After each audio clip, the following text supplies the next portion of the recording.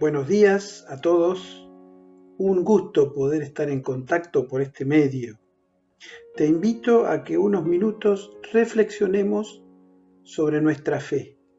Evaluemos cómo está nuestra fe. Para eso te invito a que leamos un episodio de la vida de Jesús que está relatado en el Evangelio de Juan, capítulo 4. Juan 4, a partir del versículo 46. Dice así: Volvió otra vez Jesús a Caná de Galilea, donde había convertido el agua en vino. Había allí un funcionario real cuyo hijo estaba enfermo en Capernaum. Cuando este hombre se enteró de que Jesús había llegado de Judea a Galilea, fue a su encuentro y le suplicó que bajara a sanar a su hijo, pues estaba a punto de morir. Ustedes nunca van a creer si no ven señales y prodigios, le dijo Jesús. Señor, rogó el funcionario, baja antes de que se muera mi hijo. Vuelve a casa que tu hijo vive, le dijo Jesús. El hombre creyó lo que Jesús le dijo y se fue. Cuando se dirigía a su casa, sus siervos salieron a su encuentro y le dieron la noticia de que su hijo estaba vivo. Cuando les preguntó a qué hora había comenzado su hijo a sentirse mejor, le contestaron: ayer a la 1 de la tarde se le quitó la fiebre. Entonces el padre se dio cuenta de que precisamente a esa hora Jesús le había dicho: tu hijo vive. Así que creyó él con toda su familia. Lo primero que quiero aclarar es que todos somos personas de fe.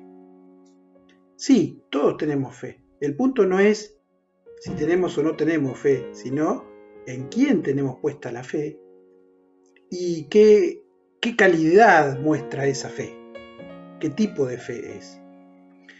Podríamos pensar en ejemplos sencillos. Hasta en las cosas más simples de la vida mostramos fe. Por ejemplo, me acuesto a dormir cada noche y pongo la alarma de mi celular porque tengo confianza en que el dispositivo va a responder a mi propuesta y va a sonar en la hora determinada. Por ejemplo, voy a comprar algo en un enlatado a un supermercado y no paso por la caja diciéndole al cajero: ¿me abrís la lata para ver si tiene lo que vengo a comprar? No, confío en la etiqueta que dice que tiene lentejas adentro y confío en la marca. Tengo fe en que esa marca realmente envasa lentejas y me llevo esa lata. Aunque no veo lo que hay dentro, confío.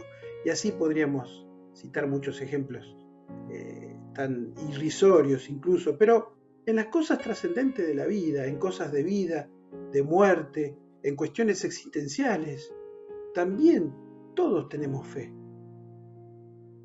Y tenemos que cada tanto evaluar dónde está puesta nuestra fe y qué calidad tiene nuestra fe. Y acá en este relato que hemos leído, vemos al menos 3 tipos de fe.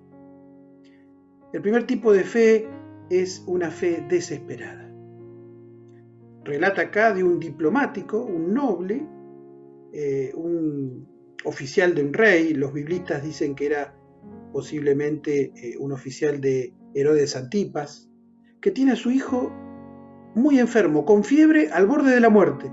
Entonces, desesperado, va a buscar a Jesús para traerlo a su casa en Capernaum, para traerlo para que sane a su hijo. Probablemente porque había escuchado ya de este rabino amateur judío que enseñaba, que sanaba, que calmaba el dolor de la gente. Y esta fe desesperada lo lleva a Jesús. Qué bueno que lo llevó a Jesús. Por providencia de Dios fue al lugar correcto. Pero este tipo de fe nos habla de las personas cuando están en crisis. Crisis como la de este noble, en las cuales la posición social, los recursos que uno tiene, su prestigio, porque este era un hombre importante de la diplomacia, ya no importan cuando entramos en una crisis semejante en que un hijo se muere. Esta fe desesperada busca solución en cualquier lado, pega un manotazo hacia cualquier lugar por donde podría venir la ayuda. Dios fue bueno y permitió que este noble fuera a Jesús. Pero podría haber ido a un curandero, a cualquier otro profeta de ese tiempo, a cualquier otro lugar en busca de sanidad para su hijo. La fe desesperada muchas veces es una fe inicial, es una fe que aparece en el medio de la tormenta, bendita tormenta, si nos hace poner nuestros ojos en Jesús y buscarlo a Él, para que actúe. Bendita tormenta, bienvenidos los problemas que nos llevan a poner nuestra fe en Dios. Pero hay un segundo tipo de fe acá, fe desesperada, fe deliberada, una fe más reflexiva, una fe que entra en crisis y que empieza a pensar las cosas. Este hombre se dirigió a Jesús con un pedido concreto: vení a casa, que mi hijo se está muriendo. Y la respuesta de Jesús es bastante seca, le dice: anda a tu casa, tu hijo vive. Probablemente esto significó un dilema, una crisis para el noble. ¿Qué hago? Vine convencido que lo iba a llevar a mi casa y ahora me dice que me vaya, que mi hijo está bien. El texto nos dice que creyó la palabra de Jesús. Pero este creyó ya era un creer más elaborado que la desesperación del comienzo. Ya se trataba de una fe que tenía que pasar por esa etapa donde tenía que vencer los propios sentimientos que él podía tener, las propias dudas que se generaban en su interior. Es interesante que el texto nos dice que él al otro día llegó a su casa. Y vieron que cuando él está llegando a su casa, se entera de que su hijo está mejor, pregunta a qué hora empezó a sentirse mejor y los siervos le dicen ayer a la 1 de la tarde, la hora exacta en que Jesús había con su palabra decretado la sanidad de su hijo. Ahora, ¿qué significa esto? Significa que el día anterior él a la 1 de la tarde estuvo con Jesús. Cuando Jesús le dijo andate que tu hijo está bien, él tenía tiempo a la 1 de la tarde para volver a Capernaum. Era un camino de regreso que era de bajada, o sea que llevaba menos tiempo que al subir cuando vino a ver a Jesús. Seguramente no estaba a pie, andaba a caballo porque era un hombre noble de la diplomacia. Seguramente tenía alguna comitiva, aunque sea sencilla, que lo acompañaba. Y tenía tiempo para hacer ese recorrido de vuelta a casa, que aproximadamente, dicen los estudiosos, podrían ser unos tal vez 35 kilómetros. Sin embargo, él se tomó su tiempo. Él no volvió inmediatamente.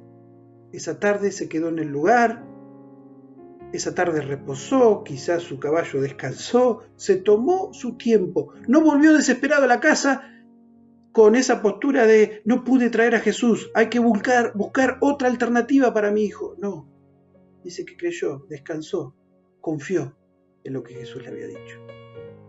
Una fe deliberada, una fe que nos enfrenta con nosotros mismos, una fe que nos hace evaluar. ¿Tenemos que ver para creer o es al revés? Tenemos que creer para ver después.